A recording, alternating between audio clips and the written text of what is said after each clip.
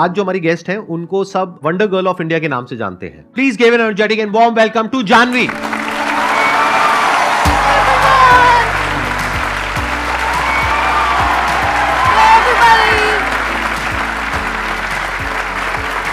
So nice to meet you.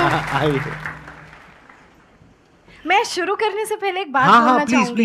यहाँ पे किसी को पता नहीं है, बट जैसे मैं अलग अलग जगहों पर लोगों को इंस्पायर करती हूँ, तो मेरे पास एक छोटी सी स्टोरी है। 10 साल पहले एक आपका सेमिनार आया था, लाइफ चेंजिंग सेमिनार। तब मैं 9 साल की थी और वो सेमिनार हर जगह बहुत फैला हुआ था। कभी पापा उसे देख रहे हैं, कभी माँ देख रही हैं, कभी मामा देख रहे हैं। तो मुझे हर किसी के फ़ोन पे वो सेमिनार दिखता था, Sandeep Maheshwari must watch life changing seminar. अब उसमें इतने एनर्जेटिकली बोलते हैं। मैंने उस सेमिनार को काफ़ी बारी सुना। वो 2 घंटे का सेमिनार होता था और 1 महीने तक मैंने कॉन्टिन्यूसली वो 2 घंटे तक सुना। And I used to listen to it. और फिर वहाँ से मुझे सिर्फ इंस्पिरेशन नहीं मिली, मुझे लोगों को उसी तरीके से इंस्पायर करने की इंस्पिरेशन मिली कि I have to do the same thing. So thank you very much for that. Thank you very much.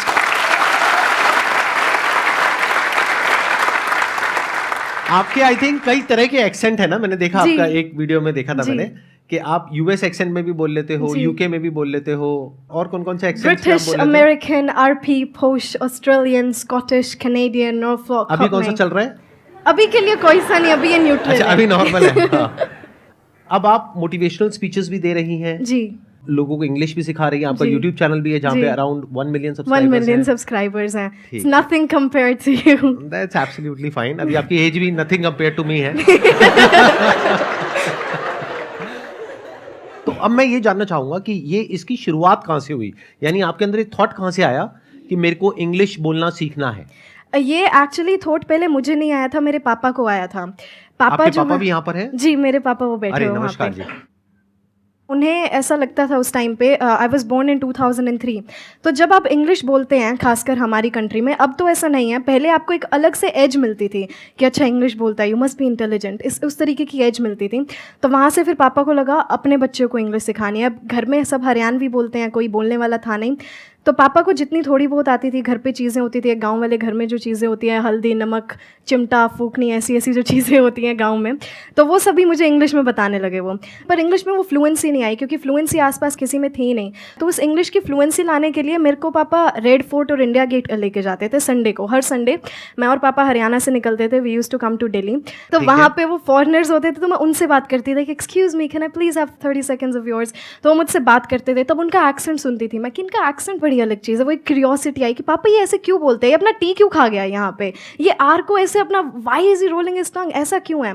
तो पापा से जैसा अपना हरियाणवी डायलेक्ट है, ये उनका डायलेक्ट है। हालांकि वो एक्सेंट था, पर उस टाइम यही लगता था ये उनका डायलेक्ट है। फिर उसके बाद हमने BBC देखनी शुरू करी। तो मैं BBC से एक्सेंट का पता लगेगा कैसे बोलते हैं, तो मैंने प्रैक्टिस करी। तो BBC न्यूज़ और CNN न्यूज़ दोनों मैं इकट्ठी सुनती थी, एक पे ब्रिटिश एक्सेंट, एक पे American accent. Then I used to mimic the whole news, जो उनका एक्सेंट होता था। तो वहाँ से लगा अब इसमें फ्लुएंसी चाहिए, इसमें भी मास्टरी चाहिए। फिर उस मास्टरी के लिए I used to watch YouTube videos, I used to read phonetic transcription of different accents, and that's how I learn 9 different accents today. क्या बात है। तो अब आप लोगों के माइंड में कुछ क्वेश्चंस आ रहे होंगे इनसे रिलेटेड, जो भी आप लोगों के माइंड में आ रहे हैं आप पूछ सकते हैं।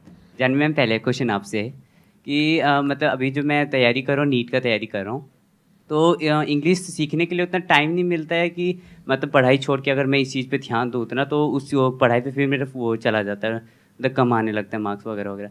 तो ये कॉन्फिडेंस लाने के लिए कि जैसे आगे अगर नीट अगर पास हुआ तो फिर MBBS की सीट में, एंड वहाँ तो इंग्लिश काफ़ी सारा नेसेसरी है, तो उस चीज़ को कैसे मतलब बिल्डअप करूँ कि मैं हाँ मुझे अब आ गया कि मैं अब जाके वहाँ पे जाके ये नहीं होगा, हेजिटेशन मुझे नहीं होगी बोलने के लिए। तो इस चीज़ को मैं कैसे बिल्डअप करूँ? सबसे पहले तो इंग्लिश के लिए आपको अलग से टाइम निकालने की कोई ज़रूरत नहीं है, because English is a language. So please let's start treating it like a language instead of treating it like a subject. First of all let's remember this. दूसरी बात, ये जो हेजिटेशन आती है ना आपके अंदर, ये इसलिए आती है क्योंकि हमने इंग्लिश को एक बहुत बड़ी चीज़ बना देते हैं हम कि अरे इसको इंग्लिश आती है, इंटेलिजेंट होगा, तो हमें इसलिए लगता है कि वहाँ पे हेजिटेशन है। तो no, English is just a language. एक लैंग्वेज को सीखने के लिए आप सबसे पहले क्या करते हैं? आपने हिंदी को सीखने के लिए क्या किया? अब यहाँ पर सारे बोलेंगे कि ये तो हमारे एनवायरनमेंट में था। तो अब हमारे एनवायरनमेंट में इंग्लिश नहीं है, पर हम अपने इनर एनवायरनमेंट में, आप सोशल मीडिया चलाते हैं, यस तो सोशल मीडिया पे हम काफ़ी सारे रील्स देखते हैं, काफ़ी सारे पेजेस को फॉलो करते हैं. So start watching all of those in English. शुरू में आपको दिक्कतें आएंगी समझने में कि ये क्या बोल के चला गया, but if you gonna encounter those things again and again. Hindi कैसे सीखी हमने? हम उन चीज़ों को बार बार सुनते रहे, हमें वो चीज़ें पता लगने लगी कि किस सिचुएशन में हम कौन सा वर्ड यूज़ कर रहे हैं, किस सिचुएशन में हम कैसा सेंटेंस यूज़ कर रहे हैं. तो इसी तरीके से आपको इंग्लिश सीखना है. तो स्पीकिंग के लिए you have to listen more and more. So जब आप बोल रहे हैं सोने से पहले गिव योर सेल्फ 10 मिनट्स और आप पूरे दिन का एक रिकैप लीजिए. Okay, I woke up at this time, then I did this, I took a bath, I had my breakfast. तो ये छोटी छोटी चीज़ें. So start with small sentences first, then big paragraphs. तो एक हल्की सी हैबिट की, जब भी आप कुछ देख रहे हैं सोशल मीडिया पे, start watching that in English. आप न्यूज़पेपर पढ़ रहे हैं, रीड दैट इन इंग्लिश. शुरू के 15 to 20 डेज आपको लगेगा कि क्या हो गया, फिर वो बार बार वर्ड्स रिपीट होते जाएंगे, आपके दिमाग में वो अपने आप बैठते जाएंगे. So you don't have to pressurise yourself too much about English because it's just a language. और आप जितना इसके साथ एनकाउंटर करते रहेंगे, जितना अपने आप को इसमें इमर्स करते रहेंगे, उतनी आती जाएगी. That's it.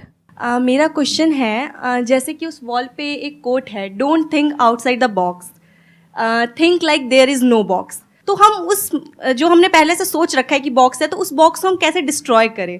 ये आप बॉक्स, कौन सी थॉट्स हैं ये जो आपके बॉक्स में मतलब जैसे हम सोचते हैं ना कि नहीं, ये हमारी लिमिटेशंस हैं, हमें इतना करना चाहिए, इतना नहीं करना चाहिए, ये करना चाहिए, क्या सही है क्या गलत है. देखिए, आप बिना लिमिटेशंस के करेंगे तो क्या पता आप क्या कर जाएं, negatively and positively both. Limitations हैं कि आप इससे बाहर नहीं सोच सकते. सोचने की कोई दरिया नहीं होता कि ठीक है आपको सिर्फ यहाँ तक सोचना है. बट हाँ, आपको अंदर ये सेल्फ कॉन्फिडेंस भी होना चाहिए कि मैं इतना सोच रहा हूँ तो मैं ये काम कर भी सकता हूँ. मेरे पास वो सेल्फ कॉन्फिडेंस है, मेरे पास उतनी नॉलेज है, या फिर मैं उतनी नॉलेज बिल्ड कर सकती हूँ कि मैं जितना सोच रही हूँ ये काम मैं कर सकती हूँ या नहीं. सो बॉक्स जैसा कुछ नहीं होता. Think outside the box. There is no box. You know, आपकी थॉट्स की कोई लिमिट नहीं है, और आपकी जो आपका सक्सेस है उसकी भी कोई लिमिट नहीं है. बट वन थिंग, हमारे अंदर कॉन्फिडेंस की जगह ओवर कॉन्फिडेंस आ जाता है. इतना बड़ा सोच लिया, कर तो लेंगी, हमारी पूरी ज़िंदगी उस सोचने में निकल जाती है. वही मैं कहती हूँ जो मैंने अभी आपको भी बताया था कि हम अपने फ्यूचर के बारे में सोचते हुए हम अपने प्रेजेंट को एस्केप कर देते हैं. तो आप सोचिए, आप सोचने में इतना टाइम लगाएंगे ही नहीं जब आप अपने प्रेजेंट में काम कर रहे होंगे. तो आप जितना काम करेंगे आपको फ्यूचर के बारे में उतना ही कम सोचने को मिलेगा, क्योंकि इतना वक्त होगा ही नहीं. जब आप किसी चीज़ में अपने आप को इमर्स कर लेते हैं, आपके पास वो समय नहीं होगा कि आप उस चीज़ के बारे में इतना सोचें. तो देयर इज़ नो बॉक्स. आपके दिमाग में ये कभी आएगा भी नहीं, oh there is a box. No, there is no box. You just have to do your work and your everything's gonna be great, everything's gonna be perfect. Thank you. देखना, ध्यान से समझना, ये जो लिमिटेशंस हैं या ये जो बॉक्स है, ये बॉक्स क्या है, पहले तो इसको अच्छे से समझ लो. जो भी आपकी नॉलेज का दायरा है और आपके एक्सपीरियंस का दायरा है, वो आपका बॉक्स है. उसके बाहर आप चाहें भी तो नहीं सोच सकते, because thought can not operate outside of knowledge and experience. जो नॉलेज और जो एक्सपीरियंस आपके माइंड में फीडेड है, या जो आपके घर वाले, आपके आसपास वाले आपको बोल रहे हैं कि ये हो सकता है या नहीं हो सकता, दोनों ही बातें कहां से आ रही है? मेरे माइंड से आ रहा है कि हो सकता है, माइंड नहीं में हो सकता. कहां से आ रहा है? माइंड मतलब ब्रेन. थॉट क्या होता है? थॉट कैसे काम करता है? Thought works on knowledge and experience. तो जिस तरह का नॉलेज और एक्सपीरियंस आपके पेरेंट्स को है, आपके आसपास वालों को है और आपको है, उसके बियॉन्ड आप चाहो भी तो नहीं सोच सकते. कोई ऐसी कंट्री के बारे में आप सोच सकते हो जिसके बारे में ना आपने पढ़ा हो, ना वहां पर गए हो? No sir. Our mind operates within the confines of knowledge and experience. तो क्या करना चाहिए? इसका मतलब क्या है कि हमेशा अपने दिमाग को खुला रखो. बड़े क्लियरली बोलना है कि ये मुझे पता है या नहीं पता है. तो जो हो सकता है और नहीं हो सकता है, that is on the basis of कि आपको क्या पता है, क्या नहीं पता है.